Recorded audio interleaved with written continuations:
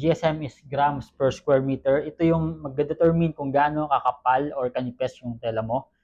Usually 200 GSM to 240 GSM, that's fine para sa mga streetwear. Sa clients namin, sa mga oversize or loose fit, 240 GSM. For tighter fit naman or semi-fit tulad ng suot ko, 200 GSM para hindi ganong mainit.